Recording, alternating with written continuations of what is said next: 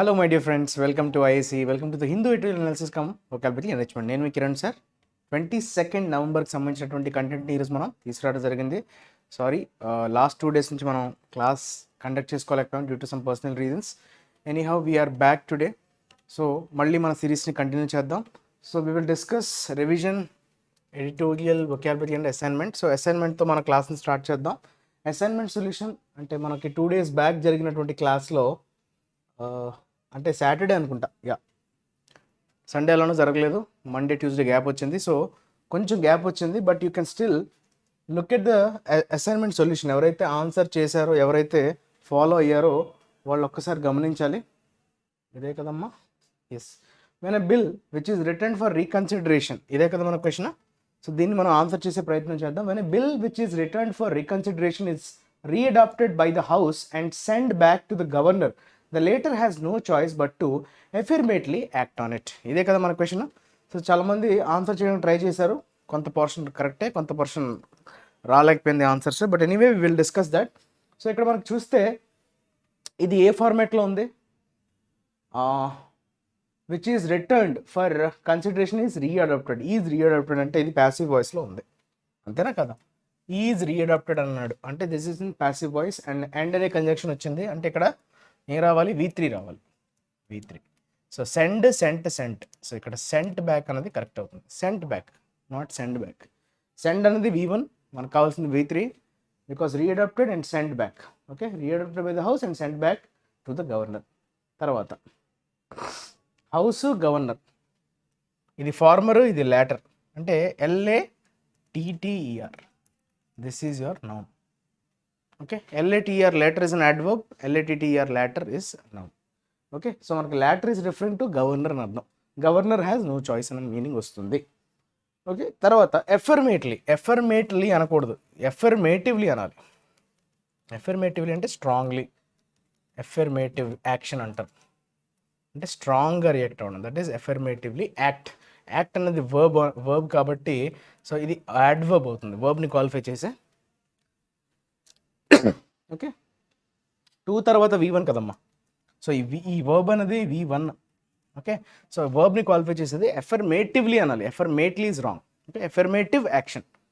Okay, affirmative అంటే చాలా స్ట్రిక్ట్గా, స్ట్రాంగ్గా, స్ట్రింజెంట్గా అని చెప్పడం. Okay, that is all about assignment solution. Now we will move on to revision vocabulary. So ఆ రోజు మనం ఎడిటోరియల్లో వచ్చినటువంటి వర్డ్స్ని ఒక్కసారి రివిజన్ చేసుకుందామమ్మా. రైట్, సో ఒకసారి గుర్తు చేసుకోండి. కొంచెం గ్యాప్ వచ్చేసింది కాబట్టి కొంచెం ఇబ్బంది అనిపిస్తుంది, but again that is a test of your memory కదా. సో మనకి రెస్పైట్ అనే వర్డ్ వచ్చింది. రెస్పైట్ అనేది నౌన్గా వాడతాం. So which is used in a positive context. What you mean by respite? కొంత రెస్పైట్ దొరికింది, కొంత ఉపశమనం అంటాం, ఊరట అంటాం, గుర్తుందా? సో ఊరట, ఉపశమనం అని చెప్పే కాంటెక్స్ట్లో we use the word respite. So respite వచ్చింది, దొరికింది అంటే కొంచెం ఫ్రీడమ్ కదా. సో ఇప్పుడు ఆన్సర్ ఏమవుతుందమ్మా? రెస్పైట్ అంటే అలార్మింగ్ అనొచ్చా, ఎలాక్వెన్స్ అనొచ్చా, రైవల్స్, ఇంటర్లూడ్, వాల్ట్ ఆఫ్ ఎస్. రెస్పైట్ అంటే బ్రేక్ కదా. ఇంటర్లూడ్ అన్నా, ఓకే, రెస్ట్ అన్నా, ఇంటర్మిషన్ అన్నా, బ్రేక్ అన్నా, ఇదంతా ఏంటి? కొంత ఊపిరి తీసుకోగలిగే స్పేస్, బ్రీతింగ్ స్పేస్ అని కూడా అంటారు. బ్రీతింగ్ స్పేస్, ఇవన్నీ కూడా ఊరట అని చెప్పే కాంటెక్స్లో వాడే పదాలు. ఇంటర్లూడ్ కదా, ఇంటర్మిషన్, రైట్, రెస్పైట్, రెస్ట్. అట్లానే looming, looming ahead, coming ahead అంటే ఏదో నెగిటివ్ కాంటెక్స్లో రాబోతుంది అనే ఒక సూచన, లూమింగ్. ఓకే, ఇది యాడ్జెక్టివ్గా వాడతాం, వర్బ్గా కూడా వాడచ్చు. సో యాడ్జెక్టివ్గా, వర్బ్గా అలార్మింగ్. ఈ will be your correct answer. Okay, so ఈ షుడ్ బి. ఇంపెండింగ్ అంటాం కదా, ఇంపెండింగ్, ఫ్రైటనింగ్, ఇంపెండింగ్ డేంజర్ అంటాం, అంతేనా? Impending, that is the right word. Impending, alarming. అలానే వీ కెన్ సే మెనాసింగ్, మనల్ని భయపెట్టే విధంగా. Frightening, menacing, MENACING. మెనాస్ అంటే తెలుసు కదా, బెడద. ఫ్రైటనింగ్, అలార్మింగ్, ఇంపెండింగ్, ఇవన్నీ కూడా సిమిలర్గా ఉండే వర్డ్స్. Next rhetoric. రెటారిక్ అంటే ఎవరైనా కన్విన్స్, పర్జుయేసివ్ అంటాం కదా, పర్జుయేడ్, పర్జుయేషన్, పర్జుయేడ్. పర్జుయేడ్ అంటే ఏంటి? ఎవరైనా కన్విన్స్ చేయగలడం మీ స్పీచ్తో.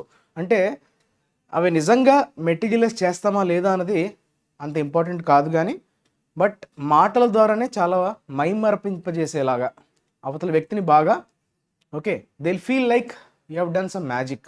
సో మీ మాటలతోనే మీరు మంత్రముగ్ధులను చేయడం. So with your speech or your words, that is called rhetoric. Though the intent is not honest, but the words with which you do some kind of magic so that they'll get convinced, that is called rhetoric. అంటే మనకి eloquence అనే పదాన్ని వాడచ్చు. eloquence అనేది ఎప్పుడు వాడతాం, మీరు చాలా ఫ్రీగా ఫ్లో చేయడం, అంటే ఒక స్పీచ్ని చాలా ఈజీగా చెప్పగలగడం చాలా కన్విన్సింగ్ వేలో, దట్ ఈస్ కాల్డ్ eloquence కదా. ఎలక్యూషన్ అంటారు, eloquence ఓకే ఎలక్యూషన్. ర్యాచెట్ లోక్వా అన్నది స్పీక్కి సంబంధించినటువంటి ఒక రూట్, లోక్వా లోక్ కదా, గుర్తుందా? సో దాంతో మీరు రిలేట్ చేసుకోవచ్చు. తర్వాత ర్యాచెటింగ్ అప్ అంటారు. ర్యాచెటింగ్ అప్ అన్నది వర్బ్గా వాడతాం, అంటే ఎప్పుడైనా మరింత ముదిరింది అని చెప్పడం. ర్యాచెటింగ్ అప్ అంటే మరింత వివాదం మరింత ఉధృతమైంది, పెరిగింది, ఓకే ముదిరింది అని చెప్పే కాంటెక్స్ట్లో ర్యాచెటింగ్ అప్ అనే ఫ్రేజల్ వర్బ్ని వాడతాం, విచ్ మీన్స్ మ్యాక్సిమైజ్ అనొచ్చా, యా ఇంకొంచెం పెరగడం అనే మీనింగ్ వస్తుంది.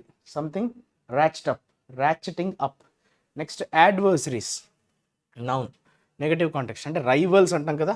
యాడ్వర్స్ అంటే opposite, rivals, option B. Next flip flopping చూడండి. What do mean by flip flopping అంటే సర్టెన్గా లేకపోవడం, అటు ఇటుగా మాట్లాడడం. ఫ్లిప్ ఫ్లాపింగ్ అంటే ఒక విషయాన్ని క్లియర్గా చెప్పకుండా ఎప్పటికప్పుడు యూటర్న్స్ అంటాం కదా, యూటర్న్ చేయడం అంటే ఏంటి, మనం అవకాశం ఉన్నప్పుడు ఒకలాగా లేనప్పుడు ఒకలాగా, సో స్థిరంగా ఒక ఒపీనియన్ని ఫామ్ చేయకుండా మారుతున్న పరిస్థితులు బట్టి మనం మార్చుకోవటాన్ని we call it as flip flopping. ఇది కూడా నౌన్గా వాడచ్చు, జెరండ్గా. ఓకే, సో చూడండి వోల్టా ఫేస్ అనే పదం వాడాడు. వోల్టా ఫేస్ అన్న same. Okay, when you take a U turn about something, okay turn about అనొచ్చు, టర్న్ అబౌట్, ఢిల్లీ డార్లింగ్ అనొచ్చు, ఢిల్లీ డార్లింగ్ అనొచ్చు, or you can say turn about. So turn about అన్నా కూడా same. These are all the words associated with yesterday's, last class editorial. Now we will move on to our editorial section. So editorial లో ఈరోజు కనిపించినటువంటి article యొక్క main title ఏంటి, parochial law అన్నాడు. What do mean by parochial? First of all law అన్నది చట్టం కదా, లా అన్నది చట్టం ఎవరికి చుట్టం కాదు కదా, బాగా పాపులర్ తెలుగులో. సో చట్టం ఎవరికి చుట్టం కాదంటారు. parochial అంటే అర్థం ఏంటి, first of all we have to understand. So law అన్నది నౌన్ కాబట్టి parochial మనం యాడ్జెక్టివ్గా చెప్పుకోవచ్చు. IAL సఫిక్స్ కదా, దిస్ ఈజ్ అన్ యాడ్జెక్టివ్. అయితే ఇది పాజిటివ్ కాంటెక్స్లో వాడే యాడ్జెక్టివా, నెగిటివ్ కాంటెక్స్లో వాడే యాడ్జెక్టివా? parochial అనేది మనకు జనరల్గా నెగిటివ్ కాంటెక్స్లో వాడే యాడ్జెక్టివ్. మరి దాని అర్థం ఏంటి, parochial అంటే మీనింగ్ ఏంటి అనే క్వశ్చన్ మీకు రావాలి కదా. సో parochial అంటే మనకి సంకుచిత మనస్తత్వం అంటాం కదా, సంకుచిత భావం అని చెప్పడం. నారో మైండెడ్నెస్ అంటాం కదా, not broad, opposite of broad, that is narrow mindedness. So దాన్నే సంకుచిత మనస్తత్వం, సంకుచిత భావాలు అంటాం కదా, దాన్ని మనం parochial అనే పదంతో సంబోధిస్తాం. Okay, states need to implement labour rights uniformly and not rely on protectionism. So this is your sub heading. So what it is trying to tell you, so ఖచ్చితంగా స్టేట్స్ ఖచ్చితంగా ఇంప్లిమెంట్ చేయాల్సిందే దేన్ని, labour rights. Okay, వారి యొక్క హక్కుల్ని పరిరక్షించాలి. వారి యొక్క rights అంటే ఏంటమ్మా, హక్కులు. సో ఈ లేబర్ అంటే ఎవరు, work force, okay employees, labours, పనిచేసేవాళ్ళు. వారి యొక్క హక్కుల్ని పరిరక్షించాలి యూనిఫామ్లీ. ఓకే, యూనిఫామ్లీ అనే పదం ఎందుకు వాడాడో మీకు ఆర్టికల్ చదివితే అర్థమవుతుంది. And not rely on protectionism. Protectionism అంటే జనరల్గా మీనింగ్ ఏంటి, జనరల్గా ప్రొటెక్షనిజం అనేది ఒక నౌన్. ప్రొటెక్షనిజంని ఏ కాంటెక్స్లో వాడతామంటే ఎప్పుడైతే కంట్రీ దాని యొక్క డొమెస్టిక్ ప్లేయర్స్ని కాపాడుకోవడానికి, డొమెస్టిక్ మ్యానుఫ్యాక్చరర్స్ని కాపాడుకోవడానికి ఏవైతే గూడ్స్ని ఇంపోర్ట్ చేసుకుంటుందో, ఇంపోర్ట్ చేసుకునేటప్పుడు ఆ గూడ్స్ మీద కొంత సుంకాన్ని విధిస్తుంది. ఎందుకు, డిస్కరేజ్ చేయడానికి. సో దట్ మనకి ఇంపోర్ట్స్ తగ్గిపోతే ఏమవుతుంది, డొమెస్టిక్ ప్లేయర్స్ అందరూ సర్వైవ్ అవ్వడానికి హెల్ప్ అవుతుంది. సో ప్రొటెక్షనిజం అంటే అదే, మన డొమెస్టిక్ ప్లేయర్స్ని కానీ డొమెస్టిక్ ప్రొడ్యూసర్స్ని కాపాడుకోవడానికి అవలంబించే పాలసీనే మనం ప్రొటెక్షనిజం అంటాం, రైట్. సో మనం ఇంపోర్ట్ చేసుకునే గూడ్స్ ఏవైతే ఉంటాయో బయట నుంచి, వాటి మీద కొంత ఇంపోర్ట్ డ్యూటీ వేసుకోవడం. డ్యూటీ అంటే ఇక్కడ ట్యాక్స్ అని లెవీ చేయడం. So with which we can protect our domestic producers. కదా. సో వాళ్ళ మీద డిపెండ్ అవ్వకూడదు, నాట్ రిలై అంటే డిపెండ్ కదా. సో అదని చెప్తున్నాడు. సో ఇప్పుడు మనకి లేబర్ రైట్స్ గురించి ఏదో మాట్లాడుతున్నాడు అనే విషయాన్ని అర్థం చేసుకోవాలి. అయితే స్టేట్స్ గురించి మాట్లాడుతున్నాడు, అంటే అన్ని స్టేట్స్ని గురించి ఇక్కడ చెప్తున్నాడు. ఒక పర్టికులర్ స్టేట్ని ఎక్కడ కూడా టార్గెట్ చేయట్లేదు. సో ఇది కొంచెం స్టేట్ వైడ్ కాదు, కంప్లీట్గా కంట్రీ వైడ్గా మనం అర్థం చేసుకోవచ్చు. సో ఒకసారి చూద్దాం ఆర్టికల్ దేని గురించి మాట్లాడుతున్నాడో. రైట్. సో ఒక ప్రిలిమినరీ అవగాహన అయితే మనకు వచ్చింది కదా. సో లేబర్కి సంబంధించినటువంటి రైట్స్ గురించి మాట్లాడబోతున్నాడు. సో అదేంటో చూద్దాం. The Punjab and Haryana High Court has done the right thing by quashing the Haryana State Employment of Local Candidates Act 2020 that provides for 75% reservation to state domiciles in the private sector in jobs that provide a monthly salary of less than 30,000. ఇది crux అమ్మా. Main ఈ context ఏంటి, మనకి ఒక article వచ్చిందంటే దాని context ఏంటి, current affairs. ఏదో కరెంట్గా జరిగినటువంటి ఒక ఈవెంట్ని బేస్ చేసుకొని, పరిణామాలని బేస్ చేసుకునే కదా ఎడిటోరియల్ అనేది ఉంటుంది. సో దాని యొక్క హిస్టరీ గురించి మాట్లాడతాడు, దానికి జరిగే కాన్సిక్వెన్సెస్ ఏంటి. ఓకే. సో కొన్ని క్రిటిసైజ్ చేయాల్సిన పాయింట్స్ ఏమైనా ఉన్నాయా, ఇది వెల్కమ్ చేసే మూవా కాదా అన్నది పాలసీ మేకింగ్ మీద క్రిటిసిజం అనేది మనకి ఎడిటోరియల్ ద్వారా మనం నేర్చుకుంటాం.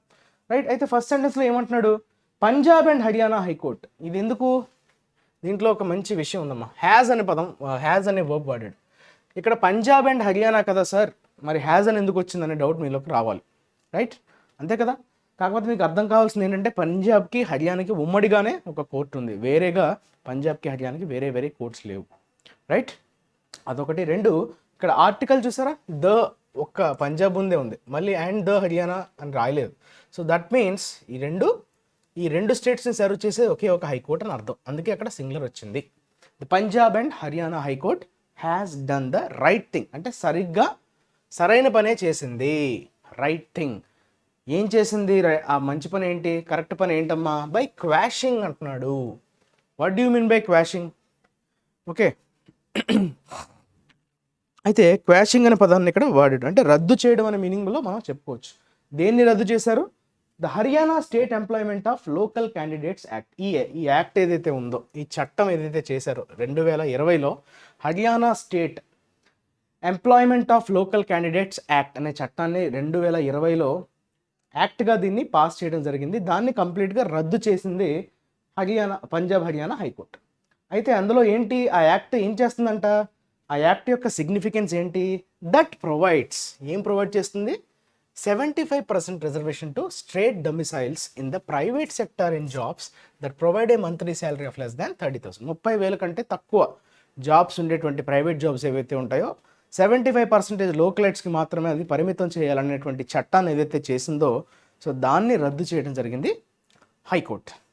Okay, so state domiciles, so state territory అని అర్థం హర్యానా వరకు. Right, the court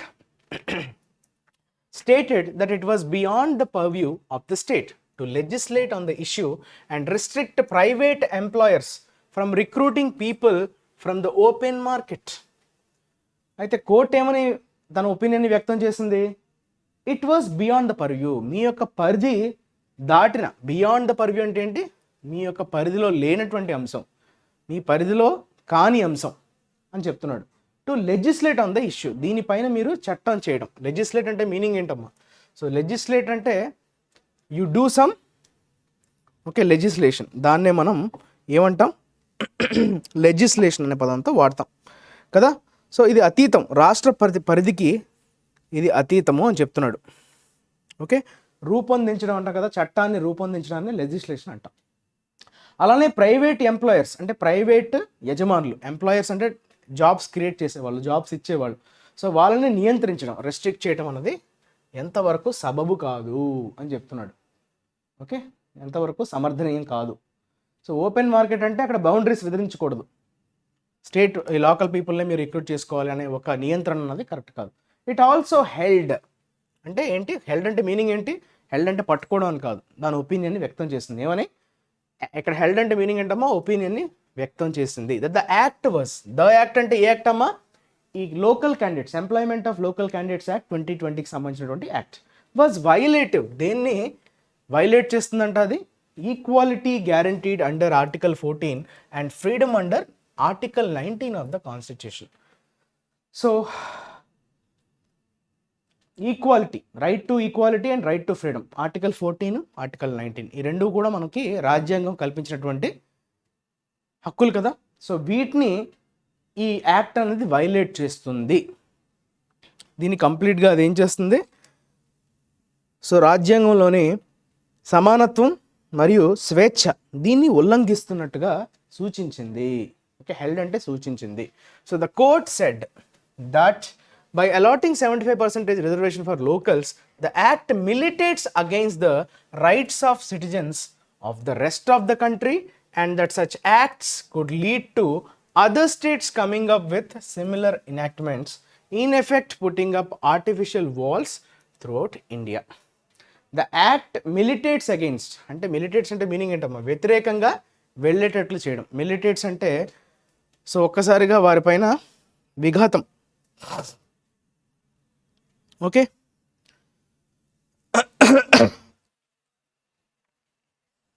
okay, so that is militates. So వారి యొక్క హక్కుల్ని హరించే విధంగా ఉంది అన్నట్టుగా చెప్తున్నాడు. Of the rest of the country, మిగిలిన కంట్రీలో ఉండేటువంటి సిటిజన్స్ యొక్క రైట్స్ని, వారి యొక్క హక్కుల్ని అపహాస్యం చేసే విధంగా, ఓకే, వారి హక్కుల్ని హరించే విధంగా ఉంది అన్నట్టుగా చెప్తున్నాడు.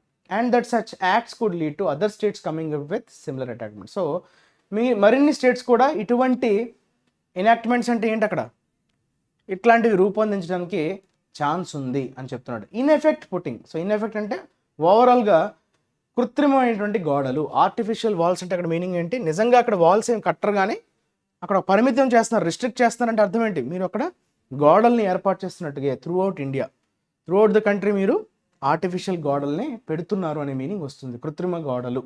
It argued that the act was imposing unreasonable restrictions on workers' right to move freely throughout the territory of India. అదేమని చెప్తుంది, ఇట్ అంటే అక్కడ కోర్టు ఆ చట్టం ఏదైతే ఉందో, ఓకే, అది ఖచ్చితంగా అన్రీజనబుల్ రిస్ట్రిక్షన్స్ అనే పదాన్ని వాడాడు. సో కొన్ని నియంత్రణలు, అది కూడా అన్రీజనబుల్, ఎక్కడ కూడా ఆమోదయోగ్యంగా లేవు. అన్రీజనబుల్ అంటే అర్థం ఏంటమ్మా, సో అవేవి కూడా ఆమోదయోగ్యంగా లేవు అని చెప్తున్నాడు. సో భారత భూభాగం అంతా స్వేచ్ఛగా తిరిగే కార్మికుల హక్కు చట్టం అసమంజసమైన ఆంక్షలు అని అంటాం. అసమంజసం, unreasonable. Okay, on workers right to move freely throughout the territory of India. So మొత్తం భూభాగం మొత్తాన్ని తిరగనివ్వకుండా చేస్తున్నారు, వారి యొక్క ఫ్రీడమ్ని మీరు రిస్ట్రిక్ట్ చేస్తున్నారు, అది కరెక్ట్ కాదు అన్నట్టుగా ఆర్గ్యూ చేసింది court. The court termed the requirements on private employers stipulated in the act was akin to those under inspector Raj. Inspector Raj అనే పదం వాడాడు, అంటే దాదాగిరి టైప్లో, మేము చెప్పాలి, మీరు చెప్పాలి, మేము వినాలి అన్న టైప్లో. సో అది ఎకిన్ టు అన్నాడు, అంటే సిమిలర్ టు అని అర్థం. What do mean by akin to? Similar to అంటే దాని familiar, similar to, similar to దానిలాగానే, equivalent to, similar to, akin to, ఇవన్నీ కూడా ఎకిన్తో టు అనే ప్రిపోజిషన్ వస్తుంది. సో విచ్ మీన్స్ దానిలాగా, దేనిలాగా, ఇన్స్పెక్టర్ రాజ్ వ్యవస్థలానే ఉంది అన్నట్టుగా చెప్పింది. ఆ ప్రైవేట్ ఎంప్లాయర్స్ని వారికి రిక్వైర్మెంట్స్ ఏవైతే ఆ యాక్ట్లో పొందుపరిచారో అది కంప్లీట్గా ఇన్స్పెక్టర్ రాజ్ వ్యవస్థని పోలి ఉంది అన్నట్టుగా చెప్పడం జరిగింది court. Other states such as Andhra Pradesh and Jharkhand, చూసారా, ఆంధ్రప్రదేశ్, జార్ఖండ్ కూడా ట్రై చేసాయంట, have also enacted similar legislation, ఇటువంటి చట్టాలని రూపొందించాయి Andhra Pradesh and Jharkhand. Okay, so the Andhra Pradesh high court observed that the states bill passed in 2019 may be unconstitutional, but it is yet to hear the case on merits. అయితే ఏమని observe చేసింది, okay, observed అంటే ఏమని rule చేసింది, ఏమని చెప్తుంది, స్టేట్స్ బిల్ అంటే ఆంధ్రప్రదేశ్కి సంబంధించినటువంటి బిల్, అది 2019లో పాస్ అయిందంట. సో అది కంప్లీట్గా రాజ్యాంగ విరుద్ధంగా ఉంది, మేబీ అన్కాన్స్టిట్యూషనల్ అన్నాడు, రాజ్యాంగానికి విరుద్ధంగా ఉంది. But it is yet to hear the case on merits. అయితే దాని యొక్క అడ్వాంటేజెస్ మీద అయితే అది ఇంకా వినాల్సి ఉంది, అది ఇంకా దానిపైన వాదనలు ప్రతివాదనలు జరగలేదు, కానీ రాజ్యాంగబద్ధంగా అయితే లేదన్నట్టుగా మేబీ అన్కాన్స్టిట్యూషనల్ అని ఆంధ్రప్రదేశ్ హైకోర్టు అనేది అబ్జర్వ్ చేసింది. తర్వాత ఏమంటున్నాడు, workers move to other states seeking job opportunities that are relevant to their skills and abilities. వారికి ఉన్నటువంటి నైపుణ్యాలని, వారికి ఉన్నటువంటి క్షమతని బేస్ చేసుకొని ఆపర్చునిటీస్ ఎక్కడ దొరుకుతాయని అదర్ స్టేట్స్కి వర్కర్స్ అనే వాళ్ళు మూవ్ అవుతుంటారు కదా.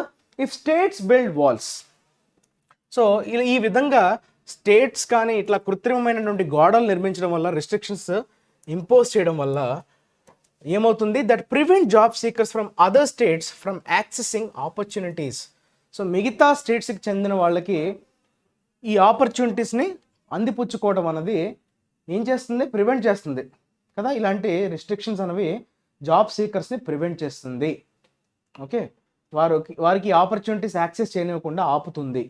సిటిజన్స్ ఆఫ్ పూరర్ స్టేట్స్, అయితే దీనివల్ల ప్రాబ్లం ఎవరికంటే ఎస్పెషలీ పౌరులు, బాగా పేద దేశాలు, పేద రాష్ట్రాలకు చెందినటువంటి ఈ సిటిజన్స్ ఎవరైతే ఉంటారో will have to eke out a living within their own reasons. Eke out అంటే చాలా కష్టపడటం, బండిని చాలా కష్టంగా నెట్టుకొస్తున్నారు అంటారు చూసారా. సో వారి యొక్క లైవ్లీహుడ్స్ అన్నవి బాగా ఇంపాక్ట్ అవుతాయి. ఈక్ అవుట్ ఎ లివింగ్, ఇది చాలా ఇంపార్టెంట్.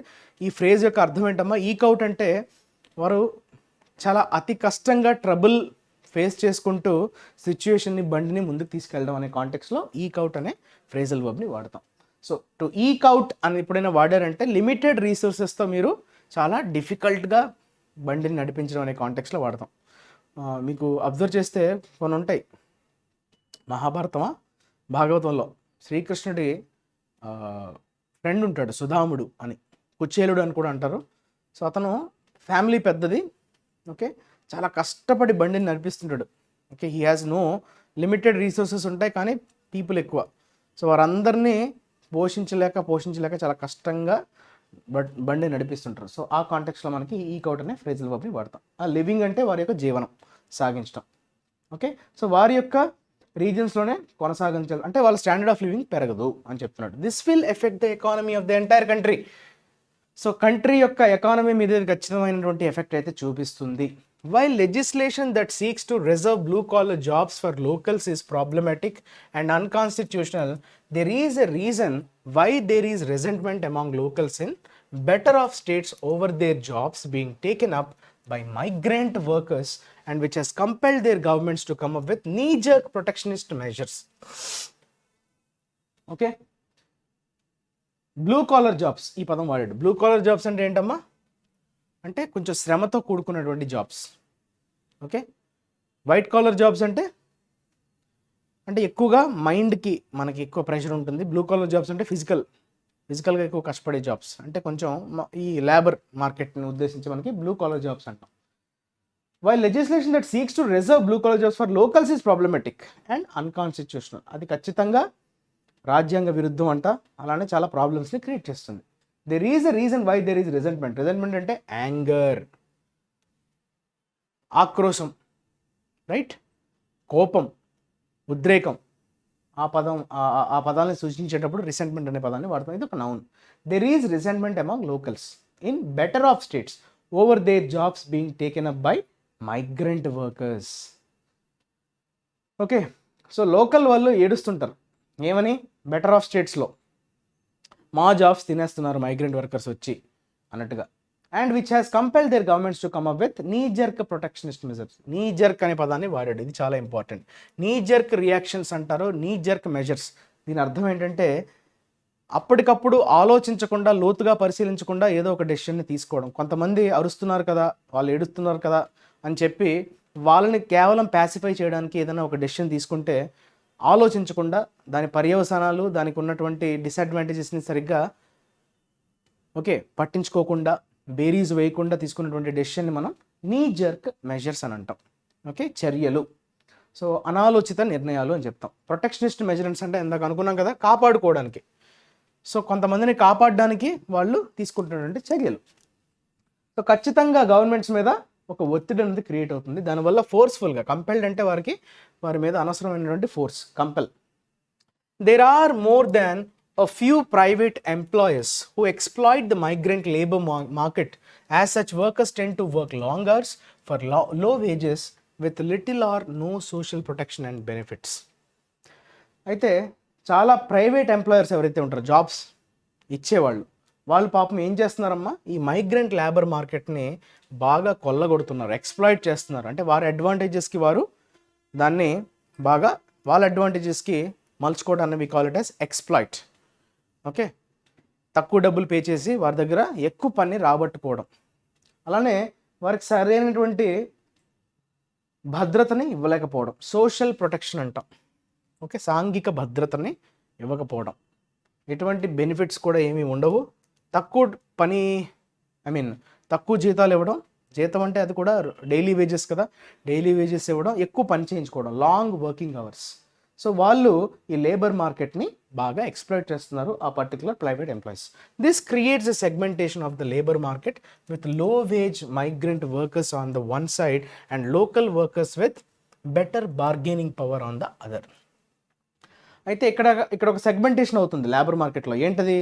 ఈ మైగ్రెంట్స్ ఎవరైతే ఉన్నారో వాళ్ళు తక్కువ పనికే తక్కువ డబ్బులకే ఒప్పేసుకుంటున్నారు, వాళ్ళు ఒక వైపు ఉన్నారు. లోకల్ వర్కర్స్ వాళ్ళకేంటి, ఎలా నెగోషియేట్ చేసుకోవాలి, ఎలా బార్గెయిన్ చేయాలి, ఓకే, ఎంత మనీ మాకు ఇవ్వాలి, ఎన్ని పని, వాళ్ళకి కొంచెం అవేర్నెస్ ఉండడం వల్ల వాళ్ళు ఏంటంటే బెటర్గా బార్గెయిన్ చేయగలరు.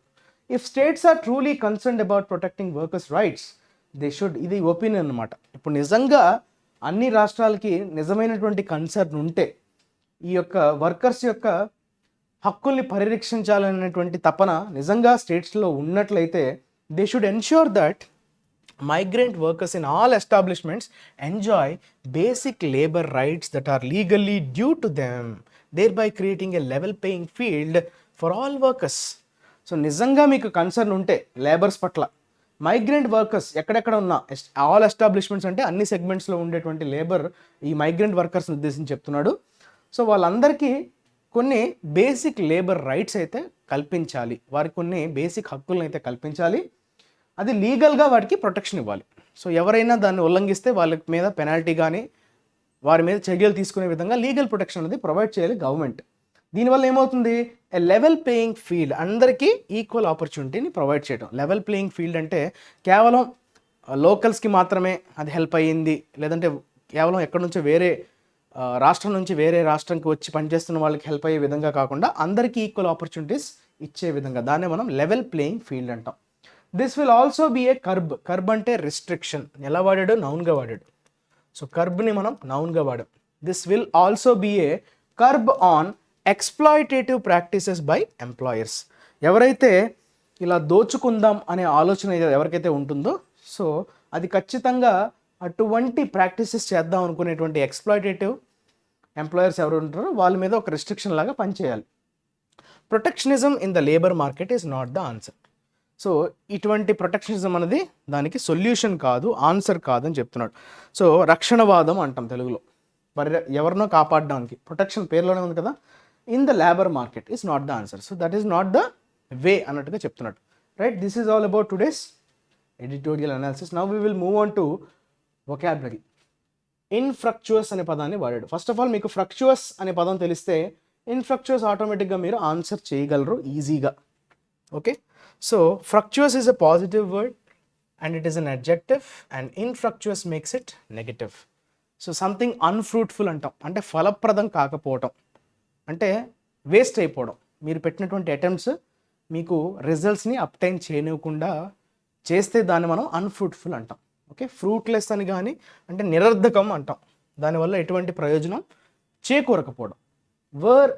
Wear a person had been released on bail, writ of habeas corpus became infructuous, useless, without any purpose or value. దానికి ఎటువంటి వాల్యూ కానీ పర్పస్ లేకపోవడాన్ని మనం ఇన్ఫ్రక్చువస్ అంటాం. నెక్స్ట్ లీగలెస్, ఇది ఒక నౌన్గా వాడాడు. అబ్జర్వ్ చేశారా? లీగలెస్ అన్నది లీగల్ టెర్మినాలజీని ఉద్దేశించి మనం లీగలెస్ అంటాం. అంటే ప్రతి ఒక్కడికి అర్థం కాదు అది. సో లీగల్ టెర్మినాలజీతో ఫెమిలియర్గా ఉండే వ్యక్తికి అర్థం అవ్వడాన్ని ఆ పర్టిక్యులర్ జార్గన్ అంటాం మనం ఇంగ్లీష్లో, ఆ పదజాలం అంటాం కదా. సో ఆ పర్టిక్యులర్ సబ్జెక్ట్ తెలిసిన వాళ్ళకే ఫెమిలియర్గా ఉంటుంది. సో ప్రతి ఒక్క కామన్ మ్యాన్కి అర్థం కాదు అది. సో ఆ లీగల్ టర్మ్స్ని ఉద్దేశించి మనం పార్లెన్స్ అని కానీ జార్గన్ అనే పదాలు మనం చెప్తుంటాం. పరిభాష అంటాం. Okay, parlance or jargon. Words and expressions typically used in legal documents that most people find difficult to understand. So ప్రతి కామన్ మ్యాన్కి అర్థం కాని టెర్మినాలజీని ఉద్దేశించి మనం ఆ టెర్మినాలజీనే లీగలెస్ అంటాం. ఓకే, లీగల్ డాక్యుమెంట్స్లో వాడే పదజాలం టెర్మినాలజీ. స్పేర్స్లీ పాపులేటెడ్ అంటారు, గుర్తుందా? స్పేర్స్లీ అనేది యాడ్జెక్టివ్, యాడ్వర్బ్, స్పేర్స్ అనేది యాడ్జెక్టివ్, స్పేర్స్లీ అనేది యాడ్వర్బ్. స్పేర్స్ అంటే తక్కువ, okay, little, not that much. ఇక డెన్స్, స్పేర్స్ అంటారు. డెన్స్ అంటే ప్లెంటీ అని, స్పేర్స్ అంటే very little. Okay, scanty adjective, paltry very little, meagre salary అంటారు, అంటే లిటిల్ శాలరీ, తక్కువ అమౌంట్ అని చెప్పడం. Sparse vegetation or population, small in numbers or amount, often spread over a large area. Okay, చాలా తక్కువ సంఖ్యలో అని చెప్పడం. Okay, spread over a large area, that is your sparse. Next tardiness. Tardiness అనేది negative కాంటెక్స్లో వాడే noun. Tardy is the adjective form which is also used in very negative context. టార్డీగా ఉంది అంటే process is very slow, something slow, ఉండాల్సిన దానికంటే మరింత స్లోగా ఉండడం రెస్పాన్స్, టార్డీ రెస్పాన్స్ అంటారు. Okay, delay, retardation, laziness.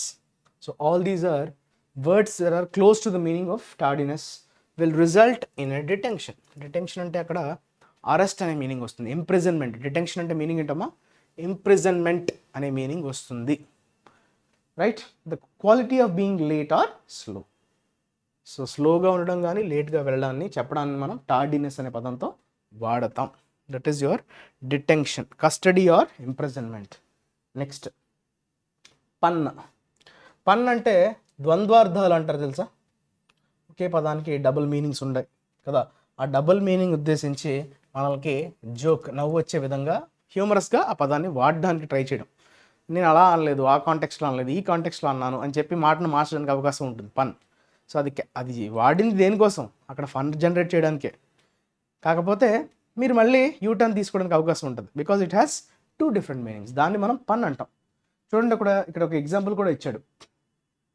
There is a well known joke based on a pun. ఆ పన్ అంటే 2 మీనింగ్స్ వచ్చే విధంగా. What is black and white and red all over అన్నాడు. అయితే మనం ఏమనుకుంటాం, బ్లాక్ కలరు, వైట్ కలరే, రెడ్ 3 కలర్స్ ఉండేవి ఏంటబ్బా అనుకుంటాం. కాకపోతే ఇక్కడ రెడ్ అంటే ఏంటి, రీడ్ రెడ్ కదా, రీడ్ యొక్క V2 form, V3 from red కదా. సో రెడ్, ఆర్ఈడి రెడ్ కూడా నౌనే. సో ప్రొనౌన్సియేషన్ రెండింటికి కూడా ఏమవుతుంది, రెడ్ అంటే హోమోఫోన్స్ అవి. సో రెడ్ అంటే మనం కలర్ రెడ్ అనుకుంటాం, కాకపోతే అక్కడ అర్థం ఏంటి, విచ్ కుడ్ బి రెడ్, రీడ్కి అదర్ ఫార్మ్స్ కదా. సో రీడ్కి అదర్ ఫార్మ్ అది. సో అది న్యూస్ పేపర్ అవుతుంది. ఓకే, సో ఎవరు ఆలోచించరు దాన్ని, black and white and red అనుకుంటారు. So that is a humorous use of a word or phrase that has several meanings or that sounds like another word. చూసారా, homophone లాగా sound చేసేది, that is your okay pun. Quip అంటారు, double meaning అంటారు, double ఎంటెండర్డ్, double entendre అని కూడా అంటాం. This is a well known joke based on a pun. Right, ద్వంద్వార్థాలు. Nitpicking. Nitpicking అంటే ప్రతి చిన్న దాన్ని భూతార్థంలో చూసే ప్రయత్నం చేయడం. నిట్ పికింగ్ అంటే చిన్న మిస్టేక్స్ని వెతకడం, జల్లెడ పట్టడం. If you spend less time nit picking you would get more work done. So మీరు తక్కువ టైంని దీనికోసం ఇన్వెస్ట్ చేస్తే, ఓకే, అప్పుడు మీ పని మరింత, మీ ఎక్కువ టైం దొరుకుతుంది పని చేయడానికి. అంటే అనవసరంగా మీరు టైంని వేస్ట్ చేసుకోవడం. నిట్ పికింగ్ అంటే ఏంటి, అనవసరమైన విషయాల పట్ల ఎక్కువ ఎఫర్ట్స్ని, టైంని యూటిలైజ్ చేయడం. పెడాంటిక్ అనొచ్చు, స్క్రప్యులస్ అనొచ్చు, ఫాస్టిడియస్ అంటే ప్రతి మైన్యూట్ డీటెయిల్కి అనవసరమైనటువంటి అటెన్షన్ ఇవ్వడం. Giving too much attention to details that are not important especially as a way of criticising. So ఏదో క్రిటిసైజ్ చేద్దామనే ఉద్దేశంతో అనవసరంగా, ఓకే, హోల్స్, కోడి ఏదో అంటారు, కోడి గుడ్డు మీద ఏకలు పేకడం అనేది ఏదో కాంటెక్స్ట్లో మనకి తెలుగులో చెప్తారు. సో విచ్ మీన్స్ అనవసరమైనటువంటి అటెన్షన్ ఇవ్వడం to details that are not important, significant కాదు, ఇంపార్టెంట్ కాని విషయం పట్ల ఎక్కువ అటెన్షన్ని చూపించడం. Right, next gobble. Okay, gobbled అంటే ఒకేసారి, సేవర్, డెవర్ అంటారు, గల్ప్, సరే, ఇవన్నీ కూడా ఒకేసారి మనం ఫాస్ట్గా ఫుడ్ని తినడం అనే కాంటెక్స్లో మనకి గాబుల్ అనే పదాన్ని వాడతాం.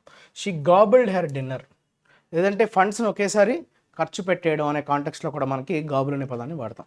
సో ఫాస్ట్గా తినేయడం అనే మీనింగ్లో గాబుల్ని వాడచ్చు. అదేవిధంగా ఫండ్స్ని చాలా త్వరగా ఖర్చు పెట్టేస్తున్నారు అనే కాంటెక్స్లో కూడా గాబ్లింగ్ని వాడతాం. Right, next overshoot. ఏమంటున్నాడు, government spending continues to overshoot. అలా పెరిగిపోతూనే ఉంది, ఎక్కడ కూడా లిమిట్ లేదు. ఓవర్ షూట్ అంటే ఇచ్చిన లిమిట్ని ఎక్సీడ్ చేసేస్తుంది. Surpass, exceed, overrun. చూసారా, surpass, exceed, overrun, all these are synonyms. To spend more money than originally planned. So అనుకున్న దానికంటే ఇంకా ఎక్కువగా మనీని స్పెండ్ చేయడం అనే కాంటెక్స్లో మనకి ఓవర్ షూట్ అనే పదాన్ని వర్బ్గా వాడాడు. చూసారా, ఓవర్ షూట్. ఓవర్ అంటేనే పేర్లోనే ఉంది కదా, పైకి ఎగబాకటం, right? That is your overshoot. Next we will move on to assignment. జాగ్రత్తగా చూడండి assignment, take it seriously. Okay, దీన్ని ఎట్టి పరిస్థితుల్లో కూడా మీరు నెగ్లెక్ట్ చేద్దామని ట్రై చేయొద్దు. దీని నుంచి చాలా విషయాలు మీరు నేర్చుకోవచ్చు. సో సీరియస్గా దీని మీద వర్కౌట్ చేయండి. 16 students organizations announced the formation of the United States of India on Tuesday in a joint platform to hold nationwide protests against national education policy of the union government. ఇది news నుంచి తీసుకున్నటువంటి ఒక piece. So దీంట్లో ఎక్కడెక్కడ errors ఉన్నాయన్నది మీరు comment సెక్షన్లో mention చేయండి. Thanks for watching the video. మళ్ళీ రేపు కొత్త విషయాలతో మీ ముందుకు వచ్చేస్తా, ఎడిటోరియల్తో మీ ముందుకు వచ్చేస్తా. వీడియో నుంచి ఇన్ఫర్మేషన్ అప్టైన్ చేస్తున్న వాళ్ళు దయచేసి లైక్ చేయండి, వీడియోని మీ ఫ్రెండ్స్కి ఫార్వర్డ్ చేయండి, right? Until then, keep watching. Stay tuned to IACE. Your Kiran sir signing off. Take care. Bye-bye.